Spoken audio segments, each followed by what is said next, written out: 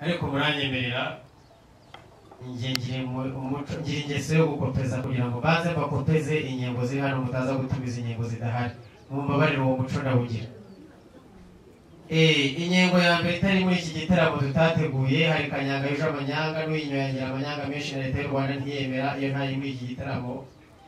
Hari Mitsingi itsindagira urukundo, iwacu dufite urukundo ruhagije, imiryango yateranye byemezwa yuko atari ngombwa muri iki gitaramo. Hari na byeri byiza umutima, imitima yacu yejejwe nta mpamvu yayo. Hari nayo twita siriduwiri, ubundi ni siriduwere bivuga ngo apfundikiye neza. Umunyarwanda yarabirebye abona ntiyabiva muri indimi z'amahanga kwita siriduwiri, ako ntabwo hari muri iki gitaramo, ahubwo mwumve inyengo nziza zihari twateguye kugira ngo tubakire. Hari fanta ifata amafu, hari amazi y'inyange, hari amata uyanyoye atemba itoto, ibyo byose mubitumize nta kibazo. Ubundi mugwire ingamba, tugwire inkindi, turabishimiye muri iki gitaramo. Mubyeyi murakabyara.